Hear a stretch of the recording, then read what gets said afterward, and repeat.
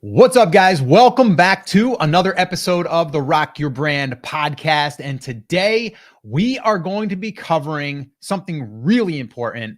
And that is we're going to talk about 5 Etsy skills that you must learn to get sales forever. And I know that's a bold statement, but really it comes down to these 5 different things and really understanding how if you learn these, if you apply these, they're what e-commerce businesses have been using for years. And it's really the same principles. And they are skills that we have to learn. It's not something you're going to learn overnight. It's not something you're going to get right all the time. But it is something that if you learn these and you apply them, I've been applying these to the Etsy side of the e-commerce brand that we're building. And well, it's working. And that's because I've already done it in other brands. So that's what we're going to be breaking down. That's what we're going to be discussing in this episode. Plus, we have a couple other topics we're going to be covering, which I think you guys will find very interesting and very helpful. And well, one of them, I'll just kind of throw it out there. We're going to talk a little bit about some Etsy SEO. Yeah, that's the other topic. And then the other one is, I'll just throw it out there. We've been asked, like, what's the plan to get to a certain number, like maybe 50K a year? So we're going to talk about that. We're going to give you guys a plan that you could follow, and you can actually take that same plan and you can apply it to whatever number you want to hit. So Chris, with that all being said, I think I teed that up pretty well. Are you excited about today's episode? I am. And you said, Scott, you said it's a bold promise. And all I could think was Jason Bateman in Dodgeball as the color commentator saying, it's a bold strategy, Cotton. Let's see if it pays off for him.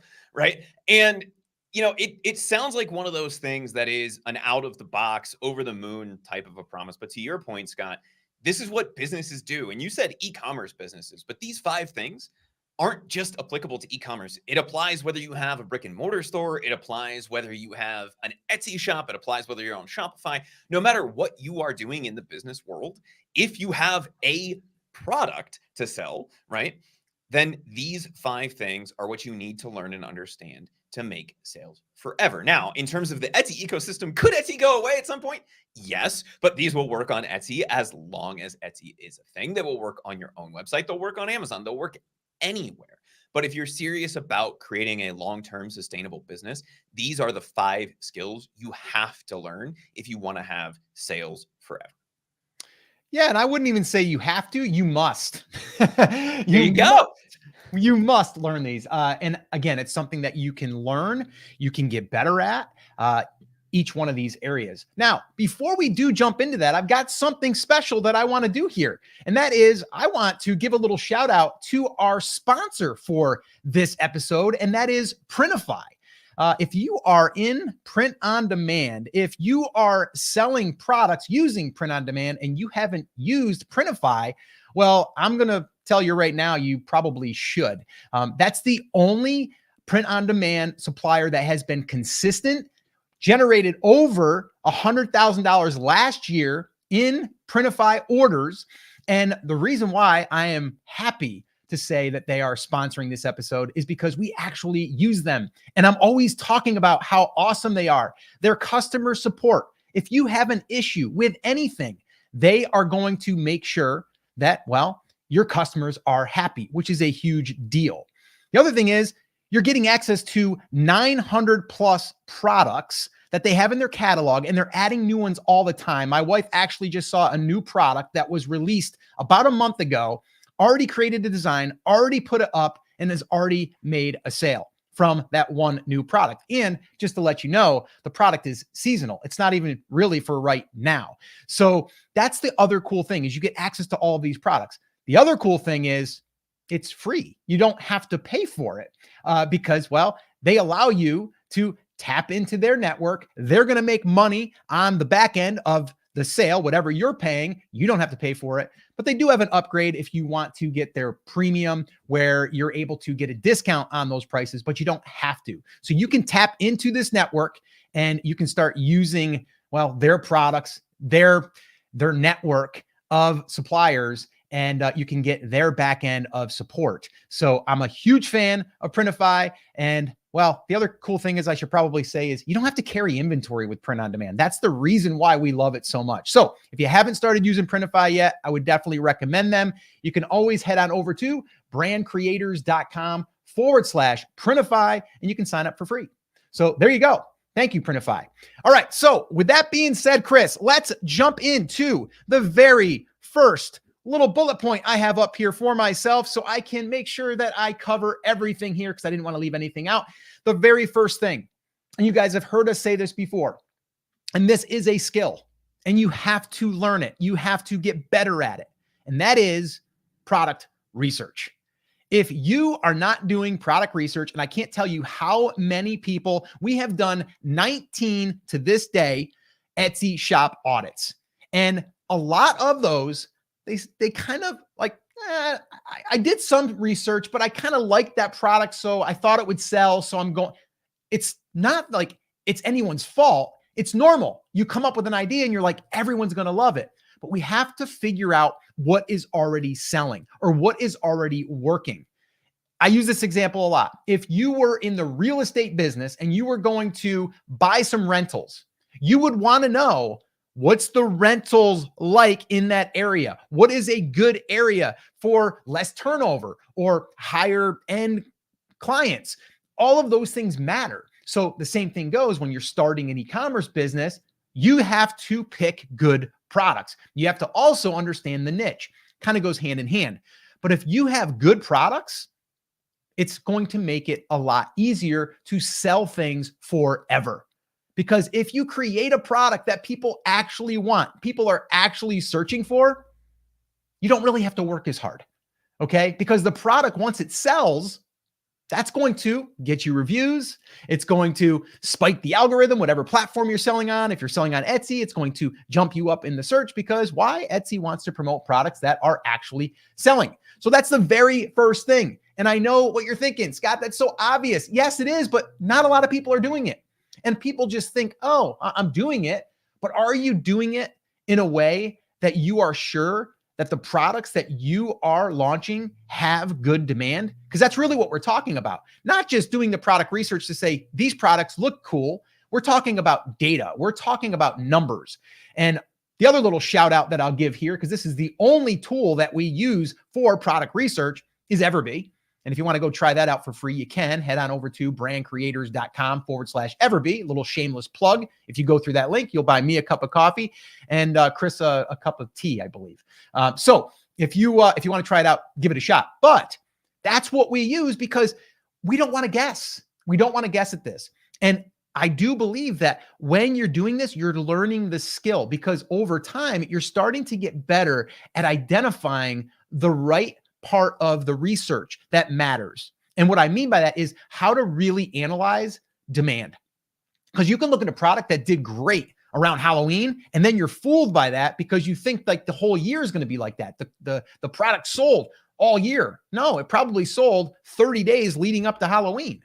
Okay. So that is a skill set that has to be mastered, has to be reworked, and you should be doing it, I want to say like at least 3 to 5 times a week. I mean, it's almost every day, but I'm always in the tool because I want to see like what is happening or what kind of numbers is this product. If I see a product that might be a good fit for our brand, I will go ahead and run the numbers. Okay. So you can do it for discovering new products or taking a product that you see someone else might be doing well with, and then you can go ahead and look at the data. And that is going to allow you to have a better chance of selling products every single day, every single month, and forever. So Chris, with that being said, you got anything you want to add to that? So you're saying the secret, the very first thing that people need to do to get sales forever is not just throw up as many products as possible. No. That seems to be, and we get comment after comment about this. That seems to be the thread. It's something that other gurus talk about. So why Scott is doing the product research and potentially launching 10 products instead of 100 products. Why is that kind of the foundation of everything? Just in a really quick nutshell. For the next time this question comes up, why is that so much more important? Quality of the products that you are launching, meaning you know that there is some volume there versus the quantity. Yeah, no, that's a great question. And you're right. We get that a lot. If you already have products that are in your store that you're like, I haven't really even looked to see the demand, or I did, and I think it's got good demand. It doesn't mean that you have to like delete those products or get rid of those products. But the mindset that you have to start thinking about, and we go through this with all of our Etsy shop auditees, is this. If you don't already have products that are leading people into your store, okay, if you're not finding those we say 3 to 5 products minimum in the beginning that we want to have that are drawing people in, they're attracting the people. People are sitting down at their keyboard or their phone and they're searching for your item. Okay, that's what we want, because if we do that, now when people come into your shop, now they're strolling down the aisle like if they were in the brick and mortar, and they're like, oh wow, that's cool. I came in here for a new bass fishing pole, and while I'm in here, there's new worms. I want to get those new rubber worms. They look like they might be something I might want to try, or here's a new lure, or here's a new net, or whatever, right? You get the idea. So we want to lead people in with the right products that have the good demand. So this way here, we get that steady foot traffic. Okay. And then we can do all the other things we're going to talk about here, but we need that traffic coming in. If you have products and you think they're awesome, and maybe they are awesome, but no one's searching for them, the intent isn't there. You have to have search intent. Okay. So that's the different mindset, is looking at products, at least 3 to 5 to begin with, and getting those products so they have the demand. Because you could have 3 to 5 products that's going to give you way more traffic and way more sales than having 1,000 products. Okay. You're just spending a lot of time for nothing. Okay. Now, if you have those products, don't have a lot of demand, but they could sell if someone saw them, that's where the lead products come in. Okay. So that's kind of how I look at it, Chris. I think the other question we get around this is like, okay, that's cool. That works really well for print on demand people. But what if I'm not print on demand? Can I still do this? And the answer is yes. And Elysian said, I'm guilty. I make what I make for me and sell, but I do the research to reach the audience. And I think, Scott, if you are truly an artist, right, you're doing hand painting, you're not doing print on demand, you are creating unique, one of a kind things. That doesn't mean that you shouldn't also do the product research, right? It's fine to launch something on Etsy and just have it be a pretty design. But, and Scott, did that shop audit come out yet? Or is that coming out this week, where we talked about the idea of an art gallery? And when you have an art gallery, people walk by and they see it. But on Etsy, they don't. We have to put it in front of the people that are walking by, right? And say, hey, look, this is a really cool thing. We can't just assume we're going to show up. So we still have to do the keyword research portion, whether we're doing print on demand, whether we're creating beautiful Southern California art. It doesn't matter what we are doing. That skill, the skill of understanding what to call the product, which keywords to use, and how to position the things that we are creating, that is the skill that makes us money. How we apply that on the back end, that comes into some of the other things that we're going to talk about. Yeah. And actually, I'm glad that you brought that up, because yes, tomorrow's Etsy shop audit, depending on when you're watching this, it will be live, okay, on our YouTube channel. So make sure that you subscribe to the channel so you don't miss those Etsy shop audits when they air every Thursday at 9:30 a.m. Eastern time in the morning, and you'll be alerted through the notifications if you subscribe. So you should subscribe to the channel. Yes, the one that's going out tomorrow, perfect example, brick and mortar store. She has one. She also has an online website, had that for 2 or 3 years, started up Etsy about a year ago. And now we're trying to figure out, how do I get people to see my artwork that might not be looking for it? Because if people are on the street and they walk by my shop, they are drawn in because they're like, oh, I want to go take a peek. Okay. Great example. And again, that is going to be going live on the channel. So make sure that you watch that. And also let me know in the comments. Just let me know this. I want to know, are you right now guilty of this? Okay. And it's okay if you are. I've been guilty of it. I mean, who doesn't just like to be creative and want to just create, okay, without the intent of, well, I wonder if people are actually searching for this. I mean, that's a game changer. So just let me know in the comments. The other thing I would say too, if you want to see the process of looking at the data and how we analyze it, we actually did a full training where we found 3 products that were doing $1,000 per month and taking it through this process. If you would like that, okay, just in the comments, just put 1K.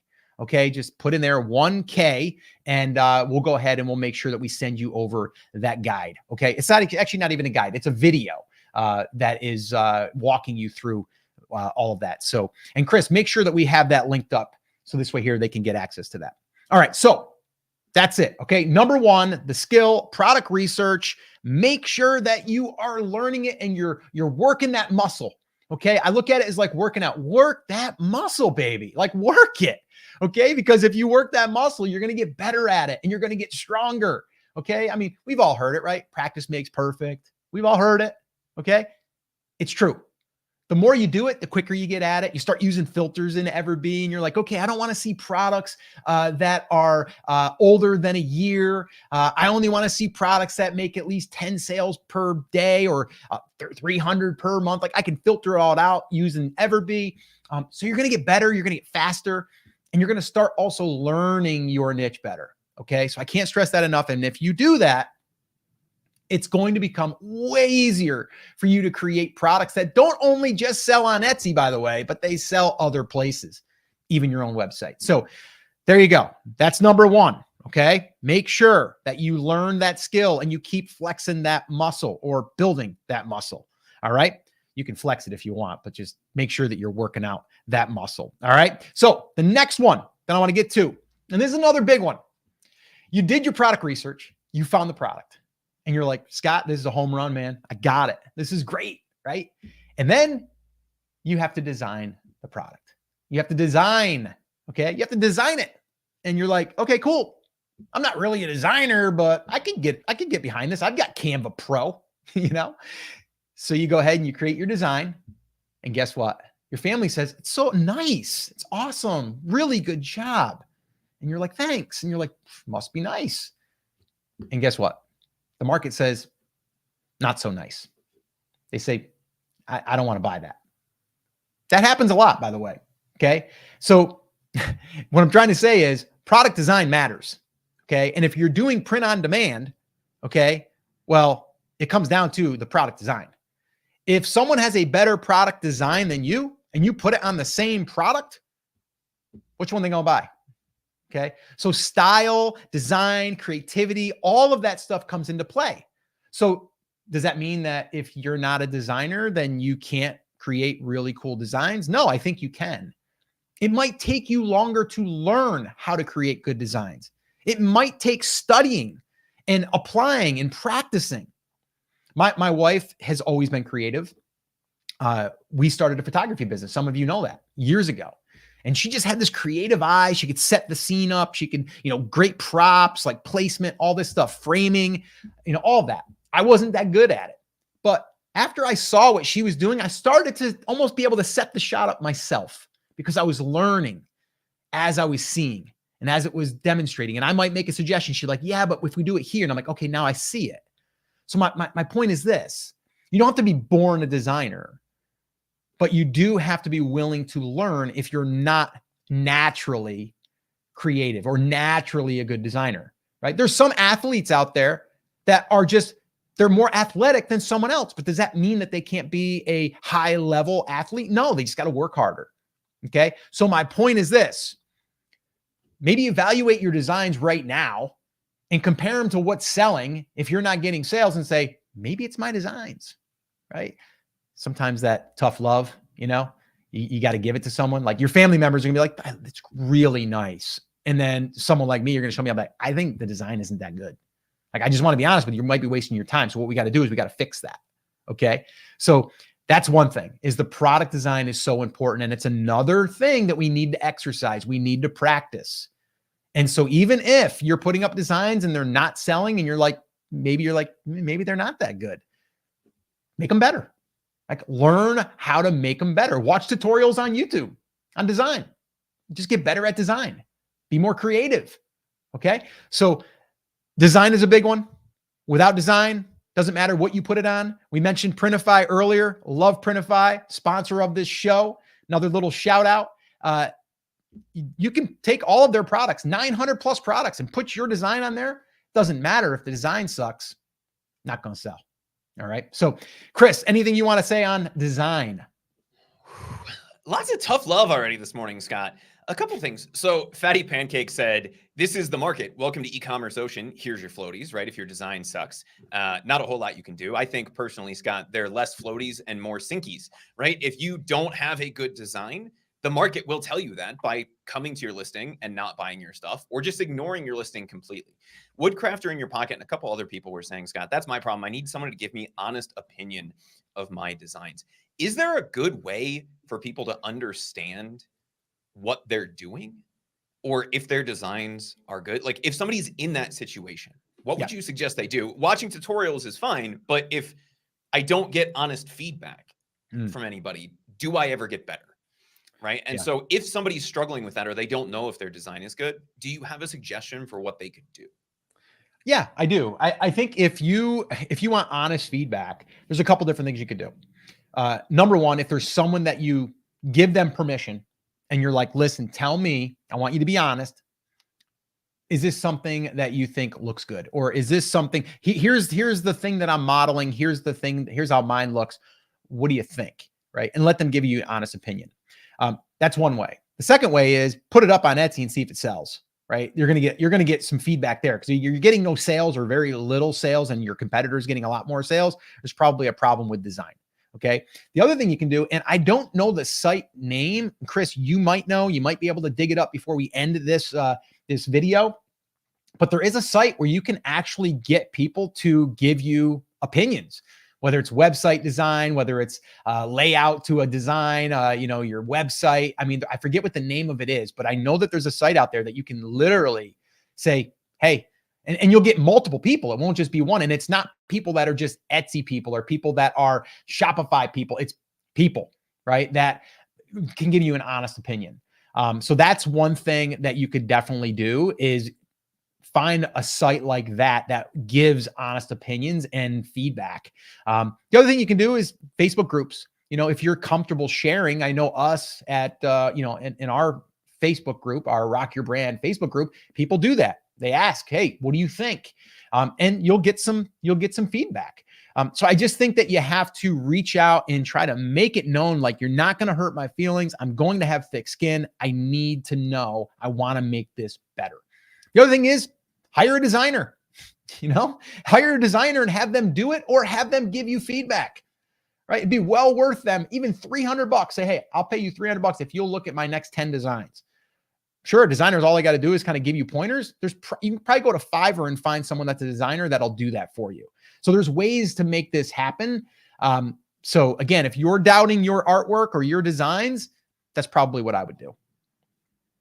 I would say the Facebook group thing, I think, is highly underrated, especially if you can find a Facebook group in your niche, right? One, you're just saying, hey, can I get a little bit of feedback on this? I've been playing around with designing a few different things. You're going to get really honest feedback from those people. And oh, by the way, they're prospective customers, right? So if they do like it, there's the potential that they could end up buying it for you. And if you post it somewhere like the Brand Creators Facebook group, which I think is actually the Rock Your Brand Facebook group, right? Our Facebook group, you're going to get feedback from other designers, but that may not be what you want all the time. What you really need, the only thing that really matters is not what a designer thinks. It's what the end customer thinks. If you're really struggling with this, the best place to go is somewhere like a Fiverr where you can hire a designer, see what they're doing. And once you have a few designs that sell, it becomes a little bit easier to start mocking those in your own style. Right. And Daniel Drosso says, how do I do this mostly colorblind? I had a photography professor in college that could color correct completely colorblind and could tell you what the spectrum curve looked like. Right. So what you have to figure out is when you are doing a design, what do the colors look like to you? And just know that that's not what the colors are in the real world. Right. You have to map what red looks like to you to red in the real world, and you'll start to get the hand of that. Woodcrafter said, but what about all the Facebook groups that don't allow you to promote anything? In that case, you're not promoting. You're just saying, hey, what are your thoughts on this? Is there any way that I could do this? You're not sharing a link. You're just sharing the image. So that shouldn't be promoting. But if they say, hey, don't do that, then find a different group, right? Or put it somewhere like the Rock Your Brand Facebook group, which you can find. It's got at brandcreators.com/group and hang out with people like us all day long. Yeah, that's probably a great place to go. That's where the cool kids hang out, by the way. That's what I've been told. Anyway, so let's move on, Chris. And guys, if you have any questions, drop them in the comments. And if you have any tips for people about design, drop it in the comments. We want to get those comments to be helpful. Okay. So this way here, you can kind of go through them and you can see maybe there's a resource someone can share. Let's kind of pool our minds together here and come up with some stuff if we can help each other. So that would be amazing if you guys would do that. All right. Moving down on this list here. The third one, product launching. Okay. Now, product launching, there's a lot that's in this little, this little area that we need to learn. Okay. And first off, I think people need to learn that launching a product is all about getting sales and getting traffic. So this way here, you're able to spike the algorithm, get reviews, and really ramp things up. Here's the problem that I see that doesn't even take skill. It takes changing the mindset. And that is everyone that I explain this to at first, not everyone will continue to agree with it, but at first they're like, Scott, you're telling me that you want to launch a product and not make money on that product when you're launching it? But aren't I in business here? Aren't I supposed to be making money? Yeah. But you also need to understand marketing. So product launching to me has a lot to do with the marketing side of things. And this is a skill. Okay. And I've used this skill with our brand creator stuff. If I'm doing a product launch there, or I'm doing a new class. And if you guys have been on my email list, you've probably seen this in real time. And if not, you should pay attention because I've been doing this for years and it works. Okay. And it's not that you're doing anything salesy or sleazy. You're actually promoting your product and you're letting people know that it's for sale and you're giving a discount because it's new and you're going to reward the people that get their hands on it first.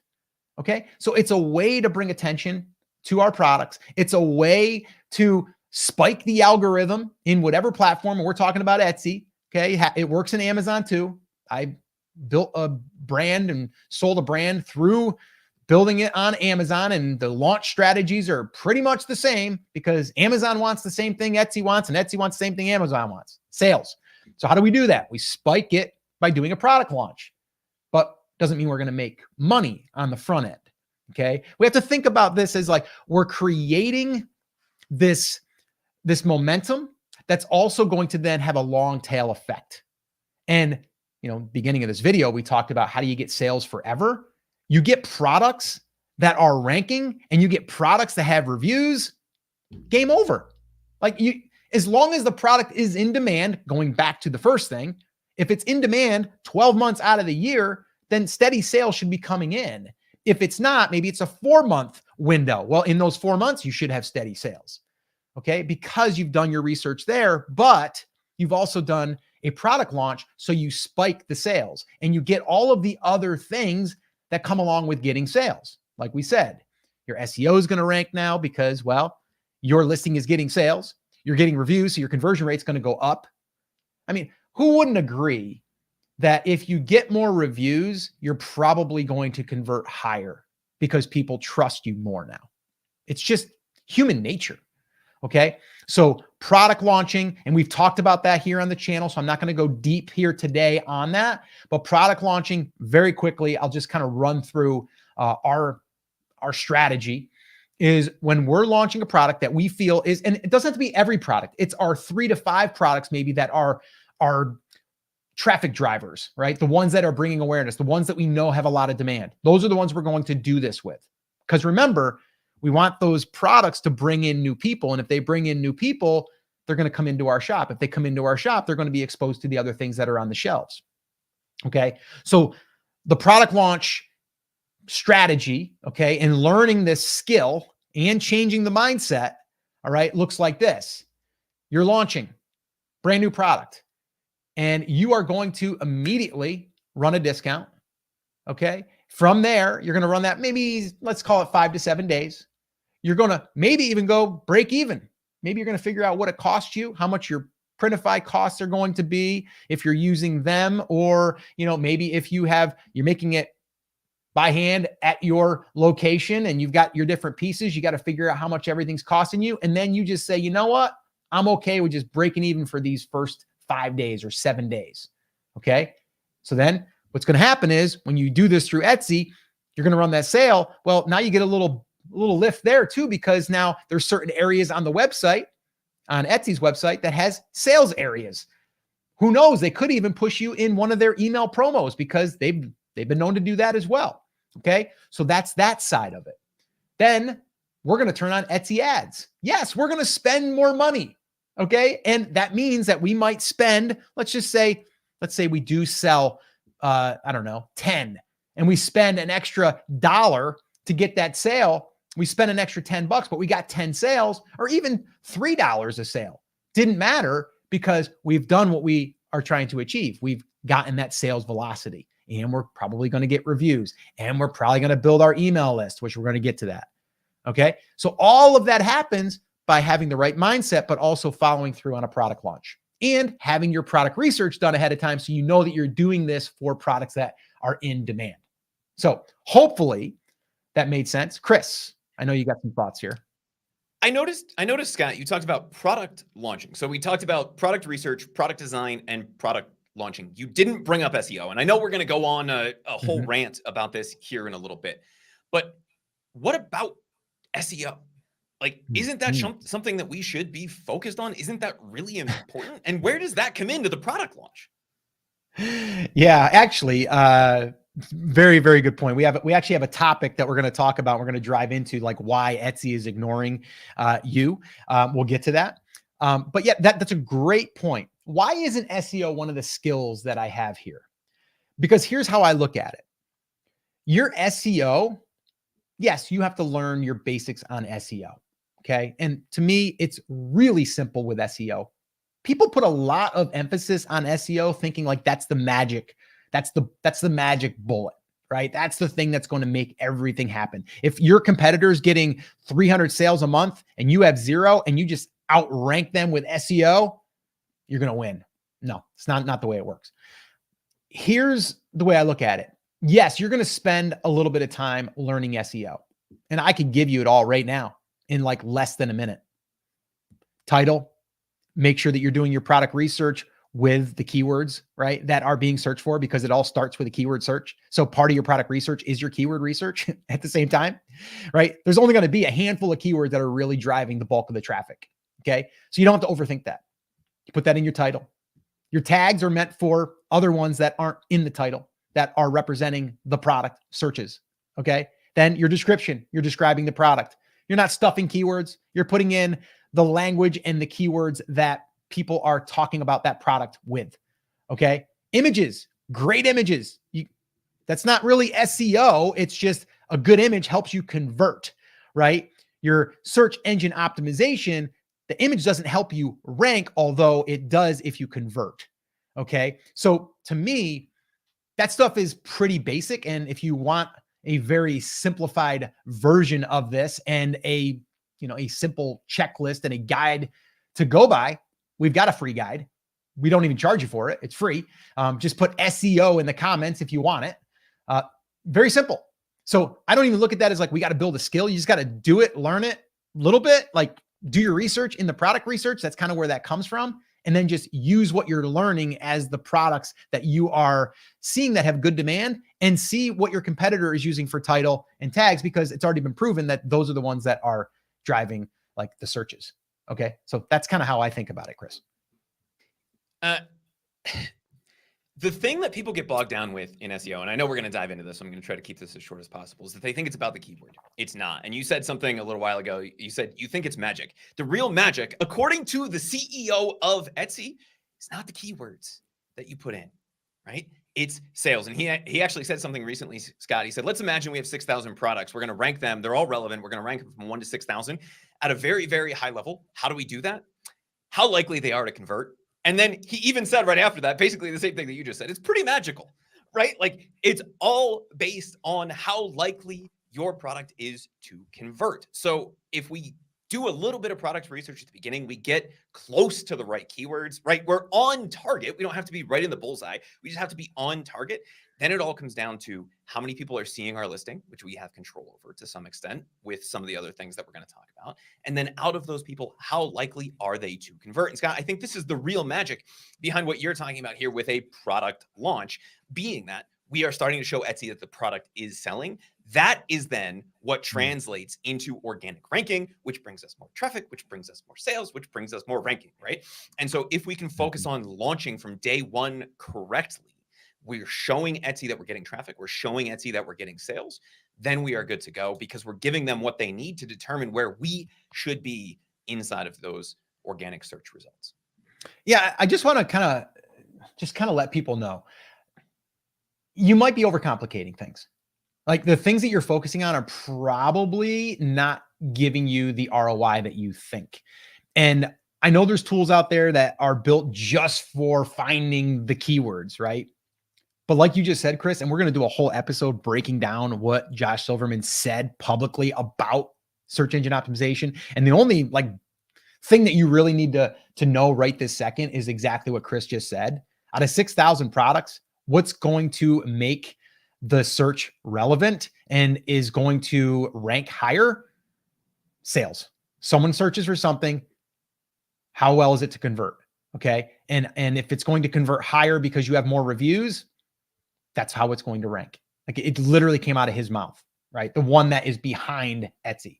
All right. So, all right, we got to keep moving on. All right. Now I just flipped the other two. We just went through 3. There's 2 more. I just flipped the 2 around that I had them in a different order because I believe that the next one that you need to learn and you need to understand and you need to change your mindset a little bit is you need to use ads, paid ads. Okay. And not necessarily forever, but you need to learn how to leverage paid ads. In this case, we're going to talk about Etsy ads. A lot of people will say, Scott, this is a little side hustle for me, and I don't want to spend a lot of money. So I'm just going to put products up and I'm going to see if they sell. Cool. Good luck. But we just talked about how do you rank and how do you do a successful product launch? You got to get sales, right? Or else you're just going to throw product up there and it's just in 6,000 products, you're just number, 5,999. You know what I mean? Like, so what's the point? Okay. Unless you just like creating and doing work and putting it somewhere for nothing and paying for the listing. Okay. So Etsy ads allows us to get in front of people day one. And we get the data behind the scenes. I can't stress this enough. So a perfect way to also confirm that your product research that you did was accurate or that was good is if you're launching your product and you take your sale price, make sure it's, maybe break even, maybe $1 over cost, whatever, right? And then you're running ads on that. You can right away, you can see how many views or impressions, I like to call them, they go by views. Me and Chris had this whole talk the other day about that. If you're in your Etsy ads manager and you see views, that means how many times that ad has been seen. Okay. And the ad is basically your listing. It's your listing image. Okay.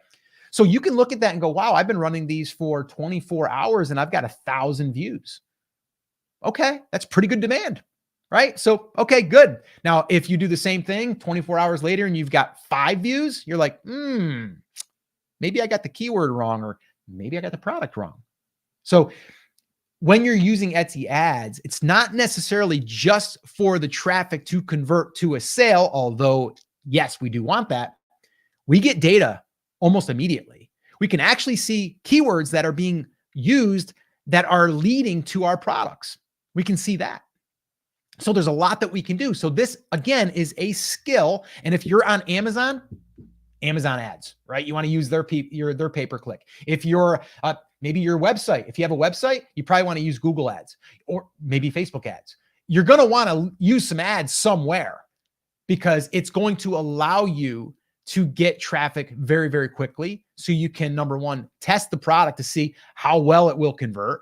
or just to see what kind of impressions or views are you getting for that and that, that type of product or those keywords. So Etsy ads, very, very important, especially when you're launching a product. Now, I don't believe that you should run ads on your entire store. Okay. I think you should take 3 to 5 to start.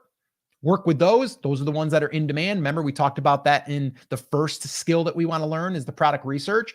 And this is actually coming full circle to now we can actually look at the data, real data. The other thing is like there's tools out there like Everbee. They have a keyword research tool built into their product research tool, and they'll tell you this is our own little algorithm that we built to give you an estimate of what the keywords are giving you. Google, if you're in Google and you're looking for searches there, it's an estimate. It's never accurate, never 100% accurate. But what is accurate is the views that you're getting, okay, inside of your Etsy ads manager. That's your numbers, okay? And if you got a click, that's when you're going to pay. You can see that too. And you can also see, okay, here's a keyword that led to the click. Okay, did that turn to a sale? It did. Cool. So you're getting all of this data by spending $5 a day. I know, it's crazy. Like it's a lot of money. $5 a day, you're probably spending that on a Frappuccino or a fancy drink at Starbucks or Dunkin' Donuts or whatever your favorite coffee house is. I can't believe how much they're charging now for like a cold brew. It's like $5 for like a little cold brew. It's insane. But we're doing it. We're spending it. I buy them. Every now and then I go out and get a cold brew. And every time I'm like, wow, $5. So $5 on Etsy ads, well worth it. And you'll probably you'll get more back because you'll actually get data. With the cold brew, you just get satisfaction for the minute for the first sip and then maybe 20 minutes to finish it off. But Etsy ads, big deal. You do need to learn it though. It's not something you're going to just turn on and like let it go. You want to dive into the data. You want to analyze the data. Once again, we have a guide free that we created for this. It's an Etsy ads guide. And we kind of go through like our process in doing this. If you want a copy of that, just put ads in the comments and we'll make sure that we get you a copy of that. All right. So before we move on, Chris, I know you're going to have some things here to say because you're the paid ads guy. Who's running ads right now? I'm just curious. In the comments, could you let us know? Are you running Etsy ads right now? Let us know in the comments. Chris, what you got? Catherine says, I just put my coffee in the fridge and I have cold brew. No, that's cold coffee. Yes, it's not the same. Cold brew is a lot less acidic, right? I'm not as big of a coffee nerd as Scott. And Scott, so you're telling me they charge you $5, even though they know your name, your car, and your order when you pull into the drive-thru? I don't buy cold brew at that location. You're talking about Dunkin' Donuts. I only get cold brew at there's a place near us that's like a local coffee shop that I would get it. It's really good, but very expensive. In terms of ads, Scott, we were just talking about SEO and how the real secret to SEO is traffic and sales. And we basically have two options when we're launching a new product. And somebody in the chat had asked, how many views should I expect on a new shop? And the answer is 0, unless you're running ads, right? The only way to really let Etsy know that you are ready to go is to turn those ads on. Will they give you a new little boost every time you create a new listing? Yes, but if you don't have reviews, you don't have any of those kinds of things, you're not going to get many, if any, clicks on the front end. The only way that we can really start to get the data back about what's working to get traffic, what's working to drive sales, and to force ourselves to start looking at the data is to run those ads. And Scott, we're not talking about running $500 a day. We're talking about running a couple bucks a day. And when you're first getting started, Etsy actually limits you to between $1 and $5 a day, right? As you start to spend that, then you can start to gently increase that budget. And Etsy does a pretty good job of putting a cap on that so that one person is not eating up all of that. But they make it hard to spend money with them, which is actually a good thing if you're worried about that as a problem. But at the end of the day, if we want to launch our products correctly, if we want to get the data that we need to optimize on the organic side of things, we need to know what keywords people are typing in, and not from a keyword estimator. There's nothing wrong with that up front. What we need to know is how many impressions do we get when we are the number one person for this because we are running ads. If it's 5 a day, then maybe we need to look for a different keyword. And this, I think, is the trap that a lot of people fall into. They say, hey, I did my product research. It's absolutely perfect. I'm not getting any impressions. Well, if we're not running ads, then we don't know what the actual keyword demand is there. And just because you did your product research correctly and there's other people selling that also show up for that same result, doesn't mean those sales are coming from the keyword that you think those sales are coming from. So we basically have two choices, Scott. We can spend a couple bucks a day. We can get all that data back. We can get early traffic, early sales, which gives the Etsy algorithm exactly what it wants. Or we can wait 6 to 8 months and then maybe come back and revisit the listing if we haven't forgotten about it.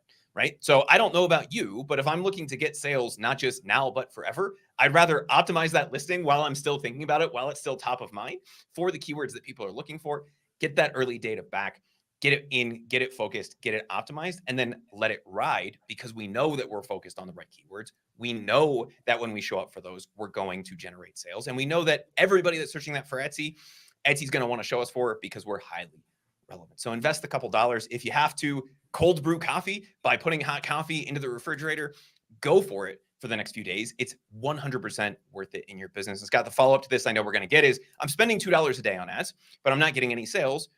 Should I spend more or should I spend less? The answer is you have to look at the data.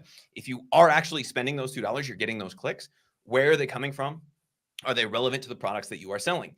If they are, good. If they're not, then we need to turn those off and let Etsy figure out some other keywords for us. So it all comes down to that optimization side of this, both for the ads themselves, and then as we get those tuned in for the listing, if we find some other keywords that we might want to be showing up for. Yeah, Chris, I'm going to tee up a question for you right now. I'm going to put you in the hot seat. And because, I mean, this is always a big topic for us. So I'm going to pull it up and then I'm going to pull you up and I'm going to have you answer this. All right. So the question is, I have my ad set to $75 per day, but yesterday I only spent $7.12. So I'm guessing that it's a demand problem, although I got a couple of good sales. Chris, being the Etsy ads nerd that you are, I think that's what we're calling you. What's the deal here? Like, should she be spending all of that 75? And if not, what is the problem? If you are not spending your entire Etsy ads budget, it's because there's not enough demand there, either in the market, generally speaking, or in your product specifically, right? So if you're getting lots of impressions, but you're not getting many clicks, you have that below 1%-ish click-through rate, then you have a different issue here. But if you're getting a good conversion rate, meaning you're converting clicks to sales at 1% or higher, you're converting those views to clicks at 1% or higher, and you're not spending your entire budget, it likely is that there's just not enough demand, at least right now, for you to be spending that entire budget. In the case of, it was Sherry, I believe, $75 a day. And that is a very, very, very healthy Etsy ads budget. And most markets, you won't be spending that outside of something like Q4, whatever that is, whether it's actual Q4 or Q1, if you're in something like the health and fitness space, right? And so the first thing we're going to do anytime we're looking at Etsy ads is to say, are we getting a good click-through rate and a good conversion rate? If we are, then if we're spending our entire budget, maybe we increase our budget. If we're not spending our entire budget, then we know we have a demand problem, either based on the total products that we have or in the market as a whole. Does that make sense, Scott? Yeah, that's good. I want to also ask you this quick question, which is really in the same vein, is I'm trying to spend money, but I'm getting 0 views. And what would you say would be the problem there? Let's say I'm spending $5 a day or willing to spend $5 a day, but I'm getting no views. And views, by the way, is what? Can you explain that? Can you explain what a view actually means when you're running Etsy ads? And then also, what would you do if you're getting 0 views, but you're saying, I want to spend $5 per day? So what is a view on Etsy ads? This is a question that we get all the time. It's what everyone else in the world calls an impression, Scott. So if you look at your Etsy ads report, a view is when your listing is shown as an ad, right? So anytime your ad is shown, that counts as a view for that specific listing inside of your Etsy ads report. And the question is, are we getting any views and just no clicks? If we're getting 0 views and we're willing to spend money, then we have a massive demand problem. Either no one cares at all about the product category that we're launching, or we're not using the right keywords, and we haven't told Etsy what to optimize us for. And what tends to be the case, at least the times that we've seen this, Scott, you're not getting any views at all on your ads, is somebody thinks they found a golden keyword that they can rank for because a keyword estimator tool told them that no one ranks for it and it gets 10 impressions a month or something like that, right? And so we made that the first part of our title. We added a bunch of variations of that into our Etsy tags, and now we're not showing up because no one is searching for it, right? So what we need to do is we need to go back to the product research stage, figure out what types of keywords our competitors are using, re-engineer our product listing to account for those. Remember, whether it's organic on Etsy or paid ads, the first part of that title is going to be the thing that has the most weight. And so if we're putting garbage in the first part of that title, something that no one is searching for, we're not going to get any impressions. We need to find what the main keyword is, the main thing that someone would be typing in, make sure that's in the first part of that title, and then go through the rest of the regular listing checklist, right? Make sure it's user-friendly, make sure all of those kinds of things are in place. We're using all of our title space, our tags, and our description. And if we go through that process and we're still not getting any views, then just make sure it's actually published, right? But for the most part, it's going to be a keyword issue. If you're not getting any views at all on your ads, it's because no one is searching for the keywords that you have in your listing. Beautiful. Love it. Okay, cool. We're going to move on. And I just want to clarify, Elysian said, I consider Chris a geek, not a nerd. Is there a difference, Chris? I mean, is a geek like more handsome? Maybe. I don't know. What? Yeah, I don't know. I think I'll go with both. Let me ask you this. If someone said, hey, here's my friend Chris, he's a geek about, Etsy ads, or here's Chris, he's a nerd on Etsy ads. Does one feel worse than the other, or are they both equal?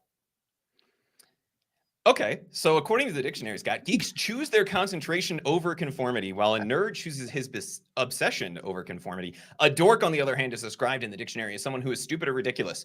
So I think I could probably fall into all three of those, just depending on who you ask, right? And I'll respect you know this. We've been working together long. I respond to pretty much anything. So as long as you're saying it with love, I'll take it and I'll accept it. Well, Sherry does say that geeks are more handsome for sure. So there you go. We're going to go with geek then. We'll roll with that. And people that are just tuning in for the first time, they're like, Scott, you're so mean to Chris. Like, we're going to get comments on that. We're okay. We do love each other. This is our playful time. So, I mean, Chris can make fun of me for the words that I say wrong all the time. I mean, it happens. Kath says, I love that you got data to answer the question. That's what I do, right? Like, that's why I'm here. I don't know if that makes me a nerd, a geek, or a dork, but we've answered it, and the answer is geeks are more handsome. So we'll go with that. Yeah, we're gonna go with that. Awesome. All right, cool. Let's get on to the last one here, and I saved the best for last. At least I love this one, and you guys probably know what I'm going to say, and that is email marketing. Let me say that one more time. Email marketing should be a skill that you're learning and that you're using and you're getting better at. There's a lot of different aspects to email marketing. Like, what does it mean? You have to be good at building a list, getting people on your email list. If we're talking about Etsy, how do you do that? Doesn't Etsy not allow us anymore to collect emails? Not 100% true. They do not want you to email people randomly because you have their email address in the back end of your Etsy because they were a customer. No, you're not supposed to do that. You're right there. But what you can do is you can say, hey, in the welcome message, that is, hey, we just received your order. We're packaging it up. Or if you're having it done by Printify or any other print-on-demand providers, or you're doing it yourself. You just let them know the process. Like, hey, we're getting your package ready or your item ready. We're going to ship it out as soon as we can. And I just want to thank you for supporting a small business like ours. And hey, while I got you, I'd love to invite you to our VIP club where we give monthly discounts, special releases, and monthly giveaways, whatever, right? And then you say, hey, go to gardenlovervip.com and you can become part of our VIP. We'd love to have you. And once again, thanks for your order. Talk to you later, Scott. That's it. Okay. Now, nothing wrong with that, because what do they have to do? They have to click the link. If they click the link, it takes them to a page. You can build this in Everbee, by the way, in their Everbee email program. Little shameless plug, brandcreators.com/Everbee. You can sign up over there. And if you build the landing page is going to have a place for a name, a place for an email address, and then they're going to enter it. What is that doing? It's giving you permission because they're saying, yes, I want to be on the list. I want you to send me stuff. That's one way to build your list. The other way, we talk about this all the time, what we call our fishbowl method, because that's what we did years ago with our photography studios. We had a fishbowl. We had people fill out a little slip of paper with their name and email address and drop it into the fishbowl, and we'd pick out a winner. Well, you can do it now a lot easier, and you can use tools to do this now where we actually run a giveaway, and we target people on Facebook. We don't even target people on our email list necessarily, and we build our list that way. But building a list, that's a skill in itself. But then from there, you got to email the people. So you got to learn a little bit about how to write the emails. Okay. All of this stuff, by the way, we cover it in our free email guide. If you want a copy of that, email in the comments. You guys know the drill. If you want that, we'll give you access to it for free. Just put in the comments, email. We have a complete playbook there. And it covers all of this. So email marketing should be, after you do like the other things and you got your products and you've checked all those other boxes, like email marketing, like, man, that should be the workout. Like you should be working out every day on the email marketing side. And whether that's sending emails, whether that's building your list, whether that's nurturing your list and following up with them, even if you don't have something to sell, there's a lot of things that you can do with the email marketing side. And for those of you that are saying like, well, Scott, isn't email dead? Who checks their email? I would disagree. Okay. We're sending emails in various businesses and well above 30% open rates, which is a lot better than Instagram. If you post something there and you get like 5 likes, you know how that goes, right? So email is not dead. If you look at any of the companies that you've purchased things through, like me personally, I bought through Bulletproof Coffee. I get emails almost every day from them. Let's see, Untuck It. I think that's the shirt company, right? Got a shorter shirt that doesn't go all the way down. It looks kind of sloppy, right? I bought a shirt there once. I get an email almost every day. Now I had my hat here. No Bull, which is another sports brand. I bought something from them. I just got a text message and I got an email. Okay. So email marketing is a form of promoting your business. And there's ways that you can do it where you're not feeling like you're just, emailing too much, you're communicating too much. There's ways to do it. We actually cover that in that playbook. But email marketing is a skill that should be worked on, that should be refined. You should be getting better at it. You should be practicing it, using it every single day if you can. And I know some people are like, well, it means I got to email my list every day. No, email once a week. Right? If you email your list once a week, you're going to make more sales than if you didn't send one at all, or if you sent one a month. Okay. So email marketing is huge and it's not going away. And if you master this, not even master it, if you get a little good at it, not even great, just okay with it, you're going to have more steady sales on Etsy, on your own website, on Amazon, wherever you want to direct the traffic, on TikTok Shop, wherever you want to push people, you have the power because you have the email list now. All right. So that's a huge skill that I believe has to be developed, has to be learned, but also practiced on a regular basis. And that's something that we do all the time. I'm constantly trying to get better, right? Practicing, writing emails every day.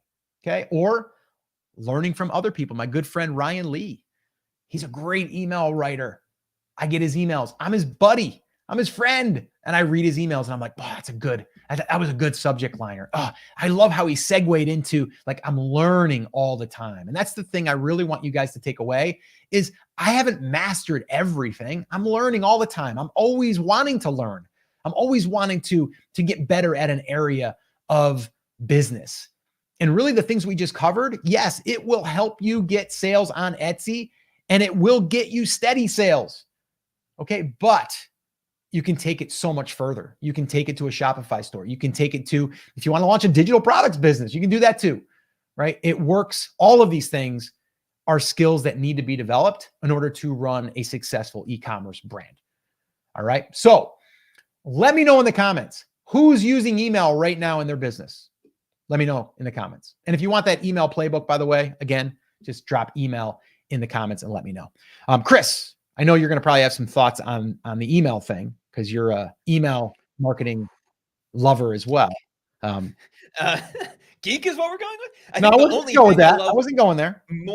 more than ads is email. And Scott, everybody that's been with us for a while has heard this ad nauseum, but email is the single highest return on investment marketing activity that you can do in the e-commerce world, even right now in the middle of 2024. And I know I just said in the middle of 2024 and then had a little baby heart attack because I'm not sure how we got halfway through 2024 already. But for all of the people, Scott, and you mentioned this a minute ago, for all the people who say email doesn't work anymore, no one reads their email. The fact is, it is still in 2024, the single highest return on investment marketing activity. What does that mean? It means for all of the time, energy, effort, and money that we put into email marketing as an e-commerce business, which you are if you sell on Etsy, you will get more back out of that than you will out of Etsy SEOing your way to the top, than you will out of even Etsy ads, right? In most cases. And for most lists, if you build them using something like the fishbowl method, you can expect somewhere between a 38 and 72 to 1 return on investment. What does that mean? For every dollar we put in, we're going to earn somewhere between $38 and $72. There's literally nothing else on the planet other than owning a money printer that will get you anywhere close to that kind of return on investment. So if you've been on the fence about it, if it's not something you've started yet, please go ahead and do it. And Scott, we just had somebody in the comments say, oh, I'm building a Shopify store. I'm going to wait until that is ready, and then I'm going to build my email list. What are your thoughts on that? Should they wait, or should they be doing that right now? Yeah, do it now. Little quick story here. We launched an e-commerce brand, a long time ago, 2016, I think it was. And then we launched that business. We went on to sell the business. It started on Amazon. Then we had our own Shopify, our own blog, email list, the whole thing. But it started with an email list. Before we even had product, we built the email list. And the way we built it is our fishbowl method, which is basically a giveaway. And we took other people's products. Okay, get this. We took other people's products that were related to what we were going to sell, right? So imagine that there's a popular fishing rod, right now that's popular in that space, but we're going to sell a fishing net, maybe a fishing apron for the guy that's, filleting and doing all of this stuff at the grill. And maybe there's a sweatshirt for the grandfather, like whatever, right? Like a bass fishing person. We would buy the rod and we would raffle that off, building an email list of people that are bass fishermen. Okay. And from there, we were able to then introduce our products to them. And we actually launched our products doing that from scratch. So we would build our own little launch list, and then we would push them to Amazon at the time. We've since done that on Etsy, and it works really well. I wouldn't wait. Like, I would start building that asset now. Again, I said asset, it's an asset. And it's an asset that you get to take with you. If God forbid, Etsy shuts your shop down, guess what? You got it. If Shopify, if your site went down and you needed to push them somewhere else, you could, right? So there's all of these benefits of having the email list. So anyway, yeah, I wouldn't wait at all. I'd start that as soon as possible. Chris, we are going to get into some questions. We also have a couple other topics, but I did want to give another little shout out to our sponsor for today's live stream and for today's video and episode, and that is Printify. If you are using print on demand and you're not yet trying Printify, I urge you to try, because they have so many products to choose from and they're adding more all the time. Printify has really allowed myself and my wife to create an Etsy shop, create physical products without having inventory. Take it from me, that had a full e-commerce brand with over $100,000 in inventory in a warehouse. Those days are over. Once we established ourselves as this brand that was selling to a certain market, we wanted to be able to sell more products, but faster, without the risk. Printify has allowed us to do that. So the cool thing is you get access to all of these products, and get this, for free. you can go there and start adding these to your business. If you're a digital product business right now, you could take your products and probably take those designs and put them on other products and probably sell them. So that's another advantage of using a place like Printify. And Printify to me has really allowed us to grow, but also they stand behind the vendors that they have on their platform. So Printify, would I recommend them? I just did. Yes, I would. And if you want to go try them for free, go to brandcreators.com/Printify and you can give them a shot. And you got nothing to lose, really. Just get access to all their products, all their vendors, and you can do it for free. So I definitely recommend Printify. All right, Chris, with that being said, let's jump into any questions that we have. If you guys do have questions, drop them in the comments. And then we're going to move on to our next topic, which if you were here in the beginning, you know what that is. It has to do with SEO. And and why Etsy might be ignoring you. So we're going to get into that. So any questions though, Chris, we want to do here before we segue?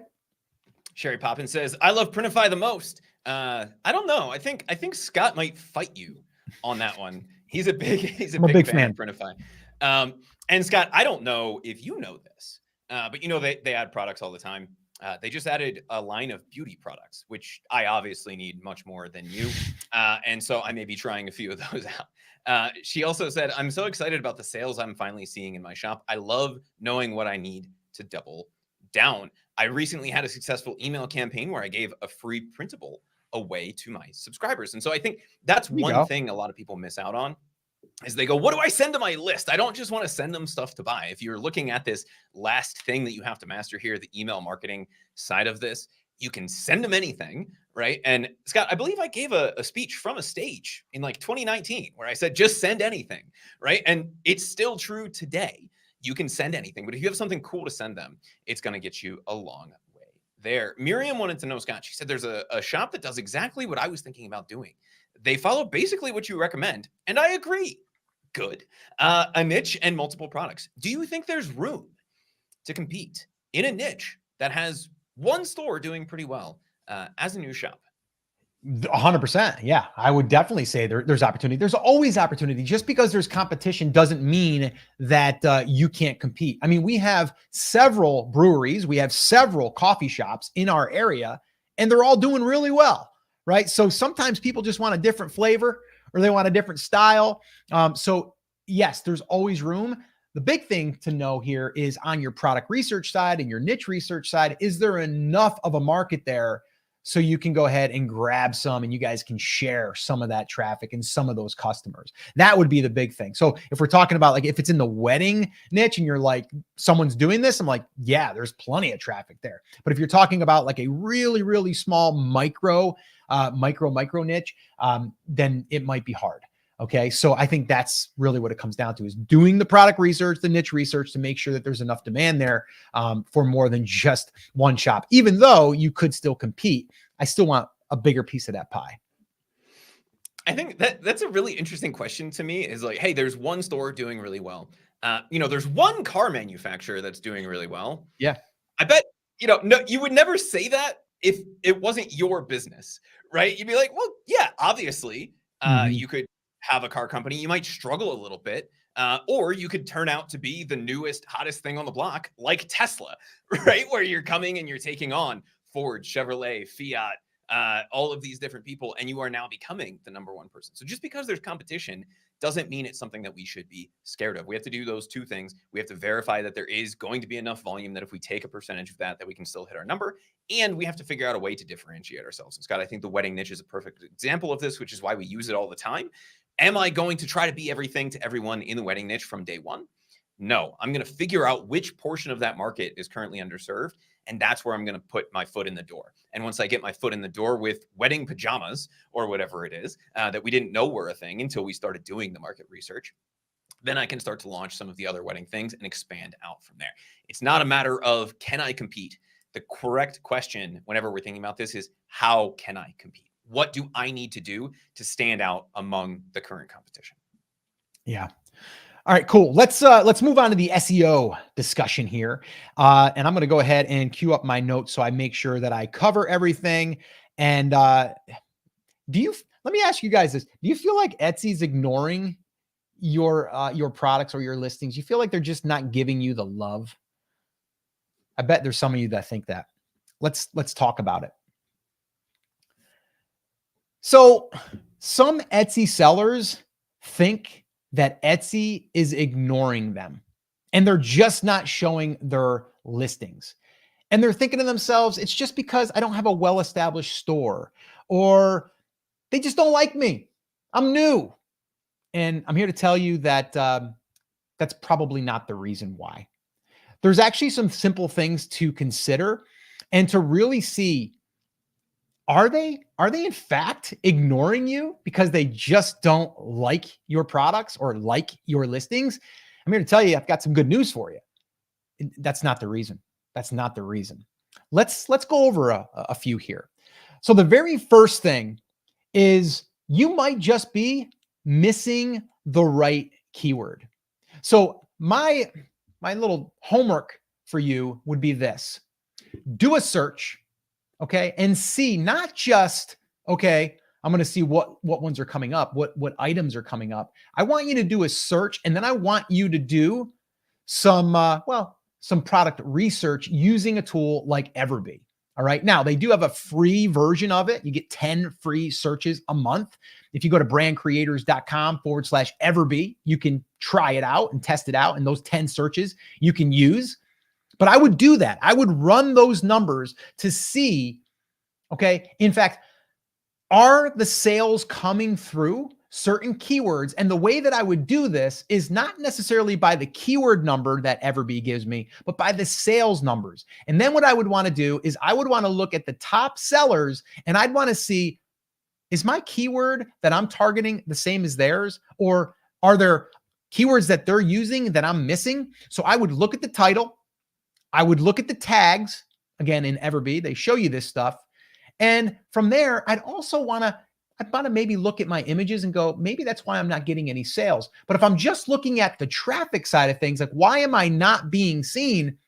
The problem might lie in the title or the tags, because that is what Etsy is looking at as far as optimization. Now, there are some other things, even if you have those in place. Okay. If you have those in place now and you're like, yep, I've got all that stuff.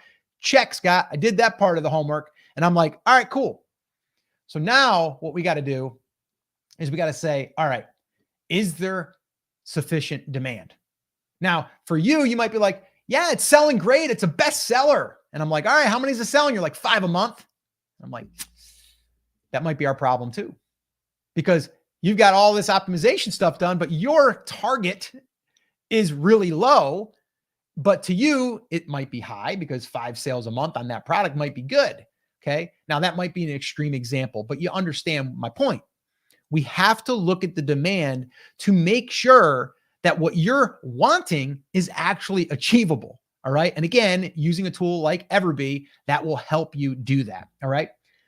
The next thing is you might be saying like, okay, yeah, that's all good. There's a lot of sales coming through. I checked off both of those boxes.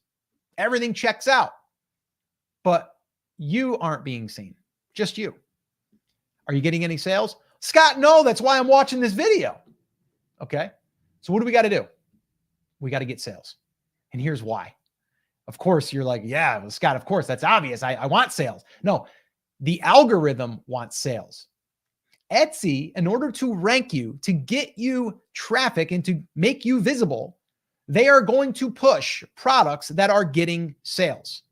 They're not just going to magically have you appear in the top of the searches if you're a new listing and if you don't have any sales.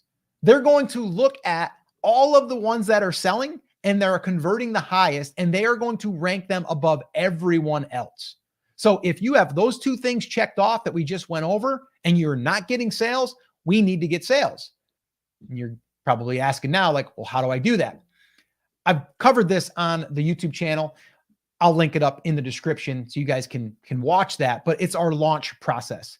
And our launch process is really simple, but a lot of people are a little afraid to do it because you're not going to make any money on the launch. And you're not supposed to, because what we're doing is we're driving sales. So what we do is we lower the price of our item to break even or just a hair above. And from there, we'll do that for 5 to 7 days. Then we're going to run Etsy ads, maybe $5 a day.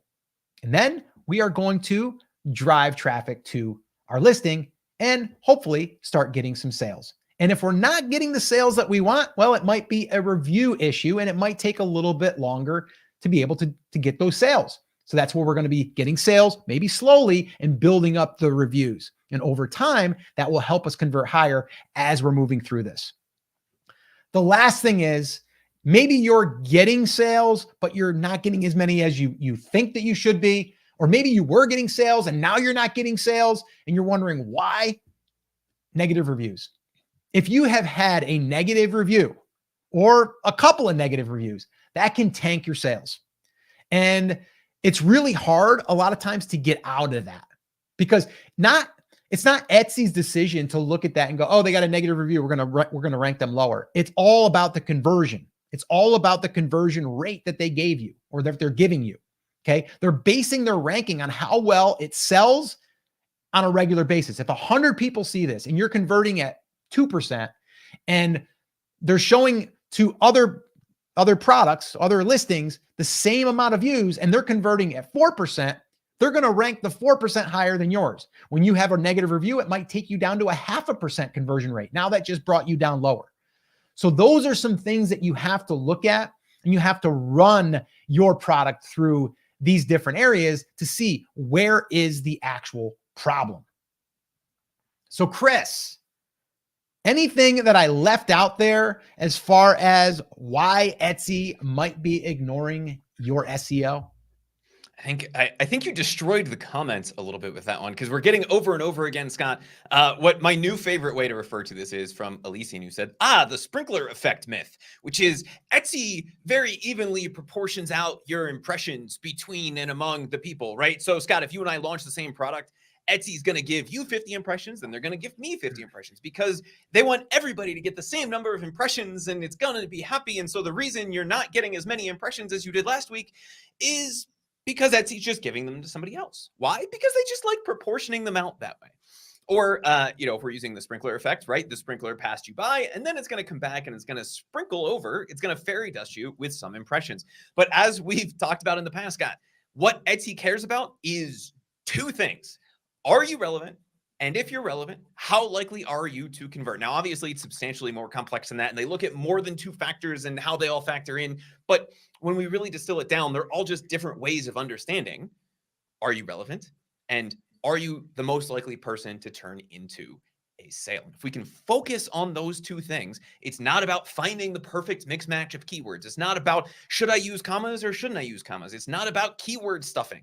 And if you're doing keyword stuffing, you shouldn't be. And that's a whole other video that we can get into.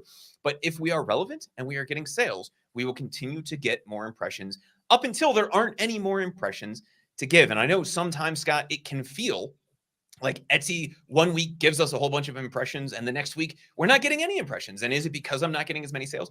No, it's because that's just natural traffic behavior, especially as we get into the end of June, beginning of July, right? We're getting into what is traditionally the slowest part of the year for e-commerce, even slower than January and February. Why? Because no one in America is at home. They're all on vacation. Their kids are out of school. They're not paying attention. They're not buying things online. So if we start to see a dip right now, it's likely to be seasonality. And after you've been in this game for a little while, you're going to start to see, hey, every July, end of June, beginning of July, my impressions go down. As soon as people start looking for stuff again, beginning of August, middle of August, they start to come right back up and my sales come up along with them. It's not that there's a grand conspiracy or a really complicated thing that we have to understand.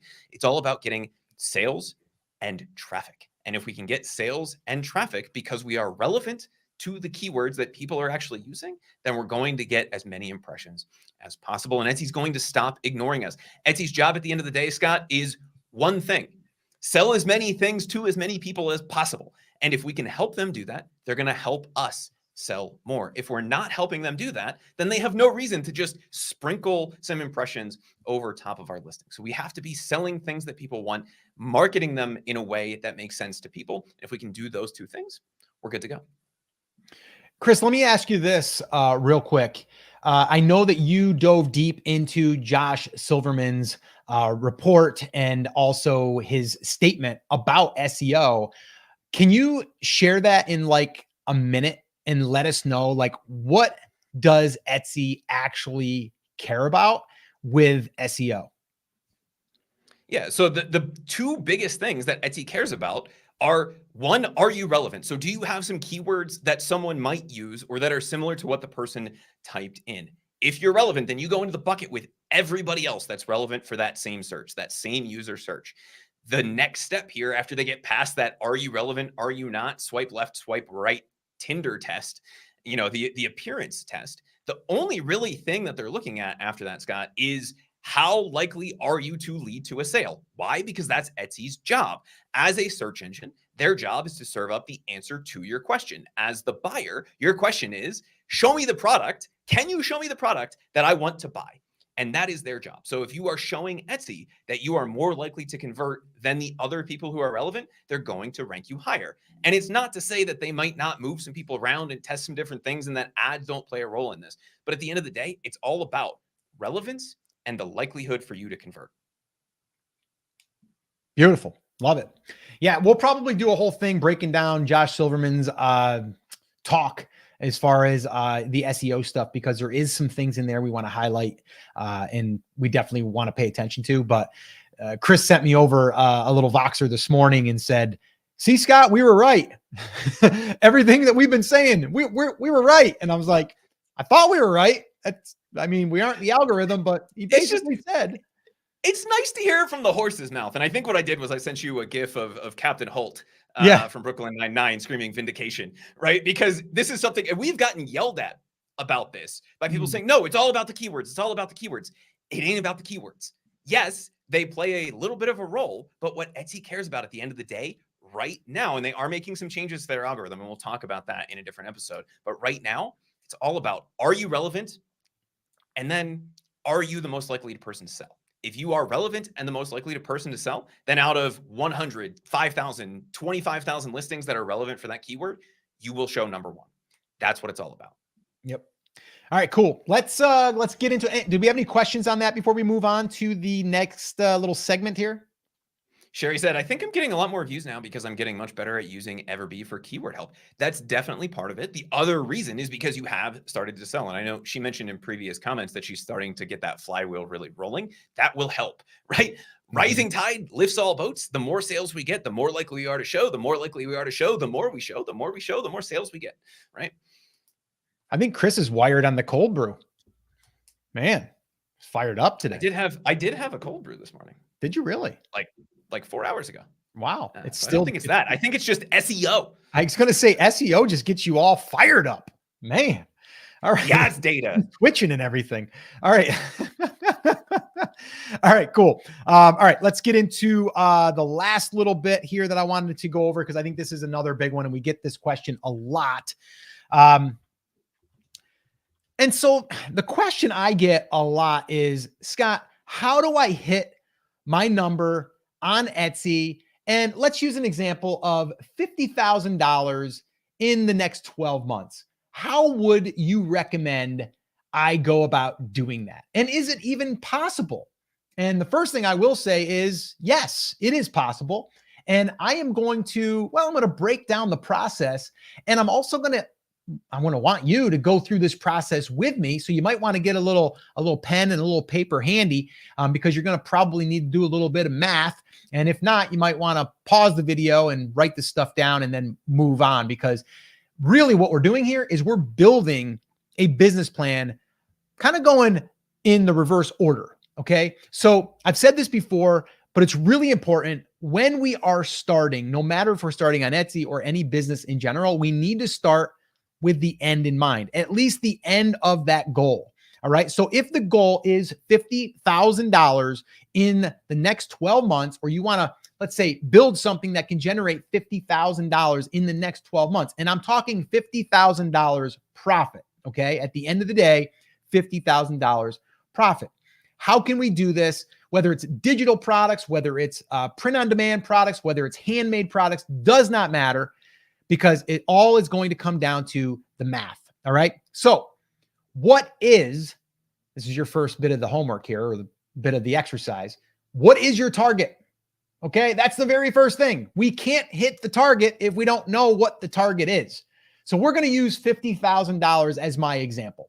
Okay, so we're going to use that number. So we're sitting down, I'm writing it down on a napkin, and I'm like, $50,000, 12 months, that's what we want to hit. Okay, cool.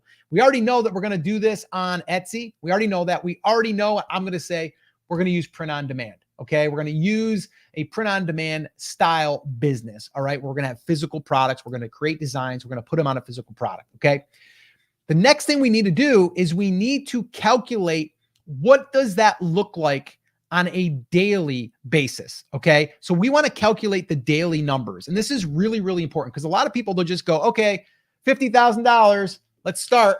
Let's make some products and we'll just make some profit. No. We want to strategically look and see how much do we need to generate in daily sales. And a lot of times it's eye-opening. It's actually better than you think to hit these numbers. So we got to figure that out. So I already did the math, and it's $137 profit per day. That's the magic number to hit $50,000. And I hope my math is right because I did it, well, before, and I did it on my phone on the calculator. So if I didn't, you guys will probably let me know in the comments. $137, okay, per day, okay, per day. Now, from there, we have to figure out how are we going to achieve that number, okay? How are we going to achieve the $137?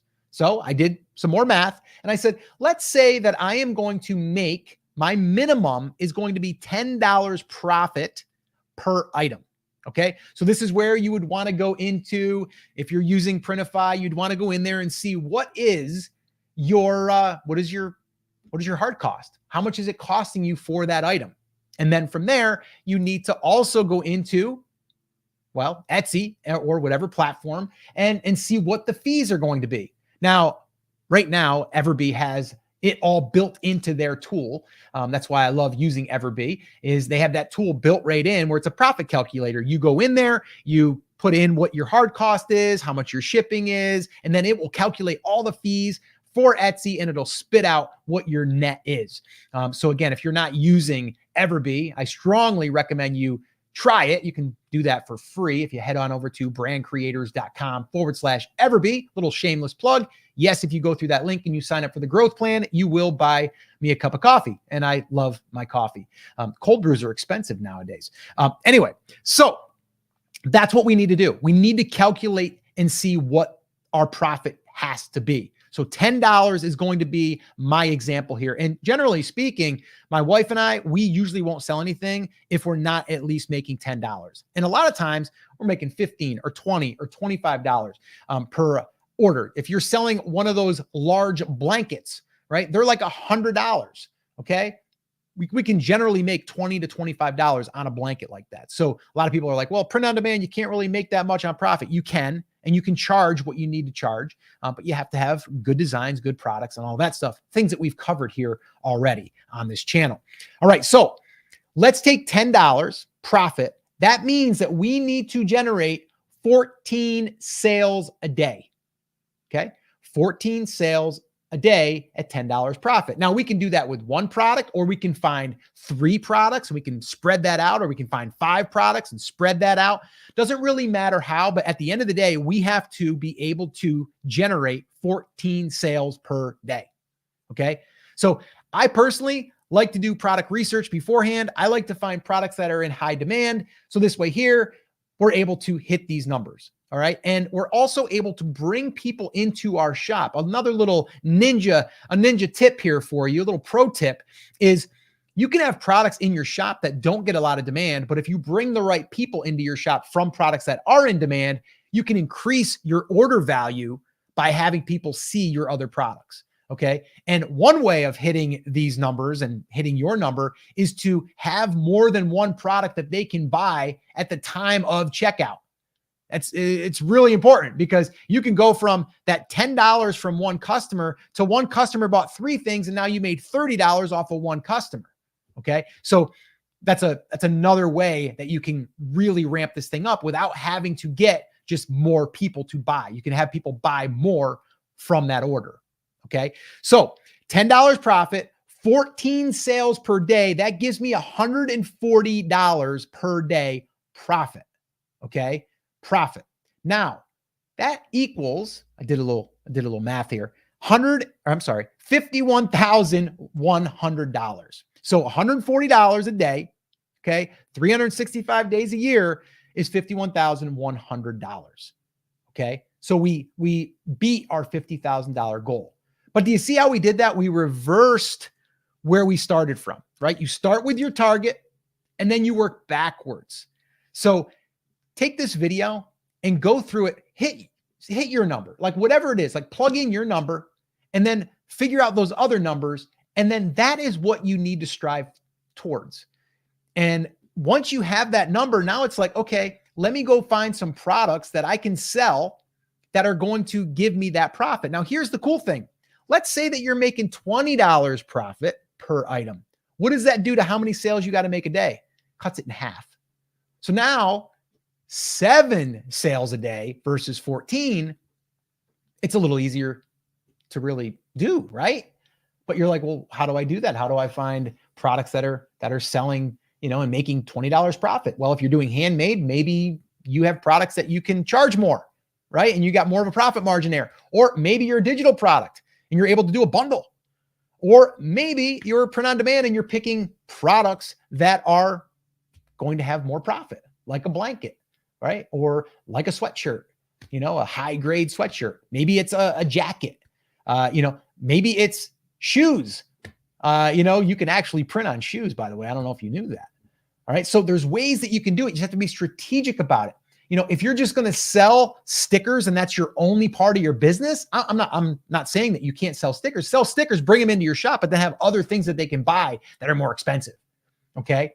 So that is the plan on how to figure out your number and your target and hit that number. And is it possible to do this in the next 12 months? I do believe it is, but I can't say for you personally.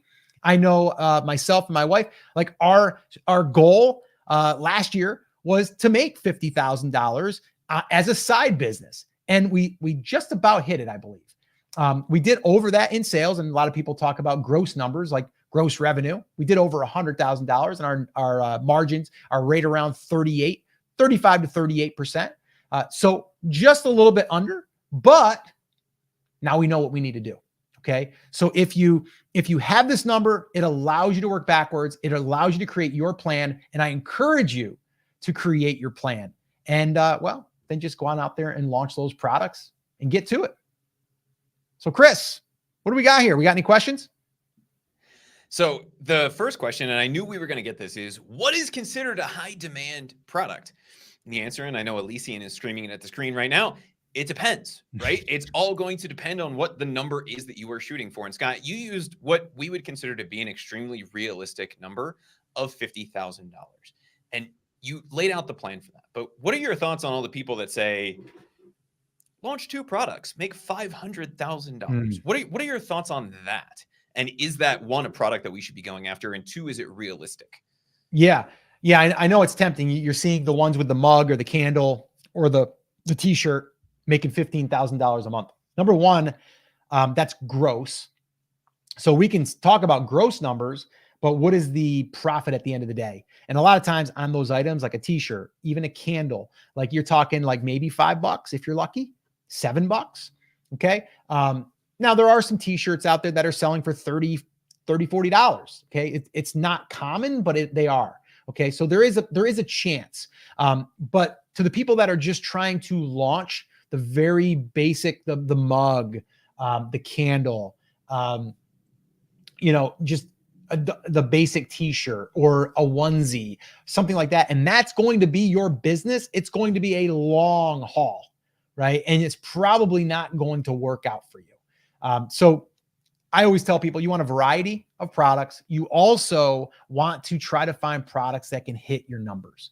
So I always say, put the blinders on when it comes to what you see other people in the Etsy gurus and all of that stuff saying, like you can make X amount of dollars with this one product. That's why whenever I've done a video showing a product that's done a lot of money, I always say, use this as inspiration for you to be able to come up with products of your own and potentially launch something like this or adding this to your product suite, right? But I'm not telling you, like, you can build your whole business off of selling mugs. I would never do that. I don't believe it's possible, honestly.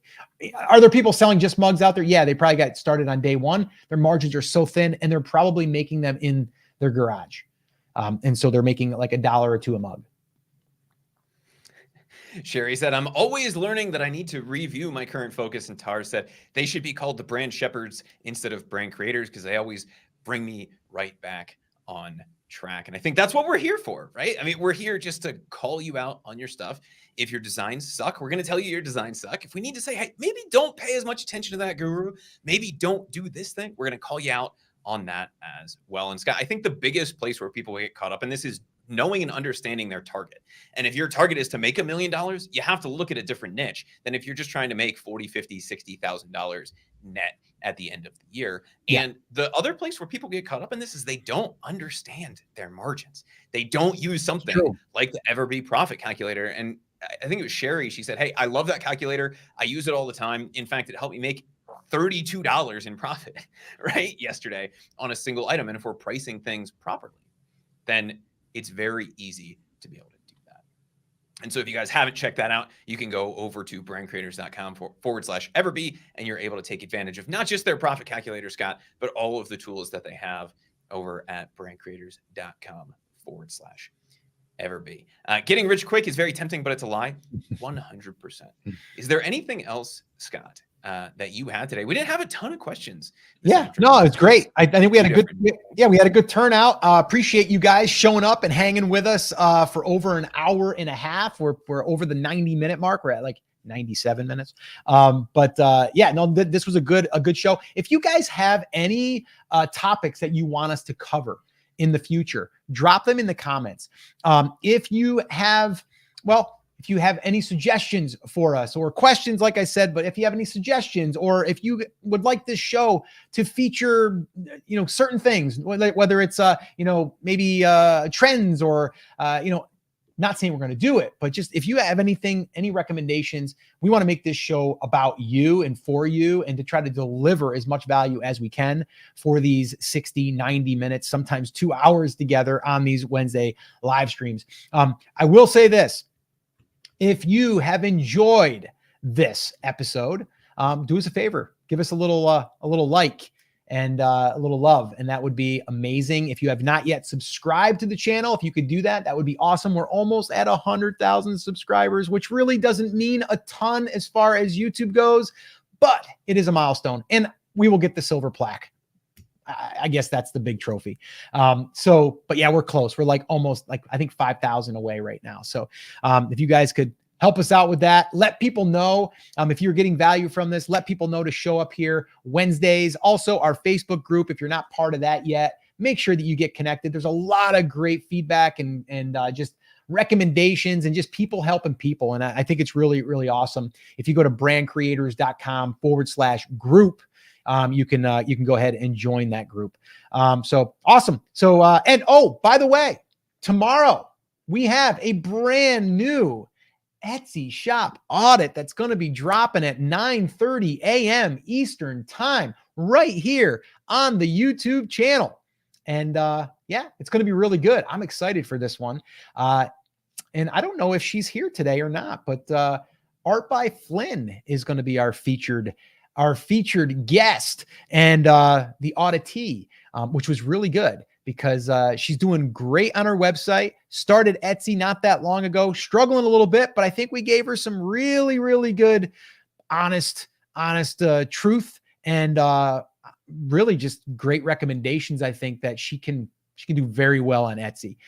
So guys, stay tuned for that. That's coming out tomorrow morning. If you're watching this after the fact, it's probably already live. And this, Chris, I don't know if you realize this. This is going to be our 20th episode that has been posted. So it's our 20th episode. I don't want to say anniversary, but I guess that's a milestone, right? 20. We hit 20. And we have about 2 or 3 that are already in the queue for the coming weeks. And we're going to be recording a brand new one coming up in a couple of weeks, which if you're not yet part of the Backstage Pass Club and you want to be, because that's what we do. We actually do these Etsy shop audits in front of a live audience, our Backstage Pass Club. If you'd like to join us, you can either click the join button on YouTube. That'll give you the information and it's under $10 a month. Or you can just go to brandcreators.com/club and that'll take you there as well. All right. So, and there it is right there on the screen. See that? Where is it? It's right there. See, right there. See how I'm doing that, Chris? That's pretty good. It's like, it feels backwards. All right. We got to run. Guys, this was a lot of fun. Have an awesome, amazing day. We will see you right back here on the next episode. And as always, take care, take action, have an awesome, amazing day. We'll see you next time. Take care.